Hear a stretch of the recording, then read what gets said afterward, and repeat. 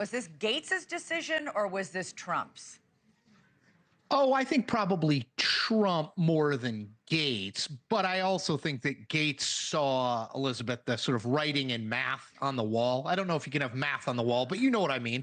Like, I think what he's looking at is if you could snap your fingers and Matt Gaetz could be the attorney general, I think he would be thrilled to do that. But remember, Matt Gaetz is also very interested in being the next governor of Florida when that state's governorship is open in 2026, when Ron DeSantis is term limited out of office.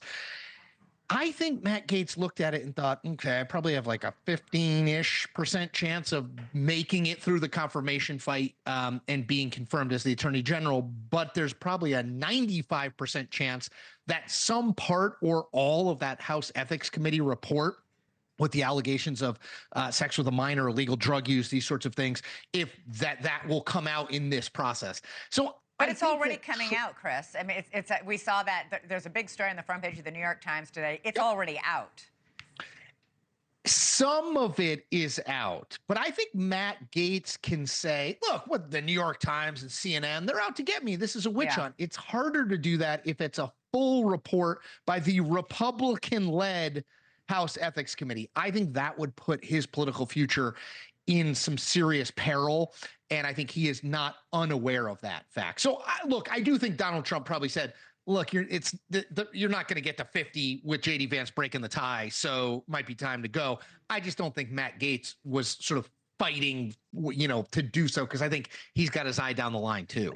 And he resigned from the current session of Congress. He was reelected to the next session of Congress, but does he stay out? Because if he comes back to Congress, they'll still release the report, won't they? Yeah, I would be. So to your point, like the biggest tell, I know a lot of people think people like me overanalyze this stuff. Let me just say this.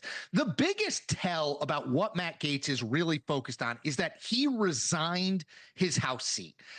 He absolutely didn't have to. His colleague in Florida, Marco Rubio, is the Secretary of State nominee. Marco Rubio did not resign his Senate seat so that he could focus on being the Secretary of State nominee, and he won't resign unless and until he's confirmed as the Secretary of State. Why did Matt Gaetz resign? Exactly to your point, Elizabeth, because a former member of Congress, the House Ethics Committee, in theory, doesn't have jurisdiction over. Now, a former member of Congress who is also a former attorney general nominee, I think what Matt Gaetz is hoping, don't know if he'll get it, but I think what he is hoping is people lose interest. And they're just not going to, there's not a furor over releasing this report. Up until 48 hours ago, Trump was saying publicly on television, yes, I want Gaetz in, and he was making phone calls saying, I want a recess appointment, I want him in. He did expend political capital trying to get him approved or confirmed or in somehow. Did he expend it? And how does this affect his other very controversial nominees, Tulsi Gabbard, RFK Jr., and Pete Hegseth, who was on Capitol Hill with J.D. Vance today? So let me say this to the first thing, to the expending political capital question first. Any other president-elect who had his attorney general nominee be nominated and drop out within 8 days, I would say, oh, well, that doesn't look good. That's a real mark against his presidency even before it starts. But Donald Trump has so many times defied political rules and political gravity that I'm not sure I would make that conclusion. I'm not saying it's not the case that it hurts him a little bit in terms of wanting Gaetz and not getting Gaetz.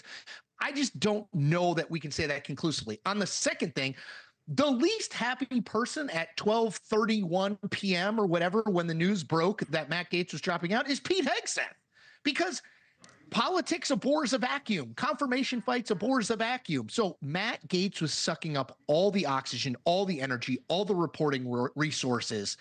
And now the next most controversial pick will do that. And I think that is Hegseth, particularly with the reporting about, as you mentioned in your open, about him paying a woman. I know he denies wrongdoing, but paying a woman who has alleged him of sexual assault. No charges were filed, but he still paid her for her non-disclosure agreement for her silence. That is the sort of thing that usually would mean you're not going to make it through a confirmation hearing.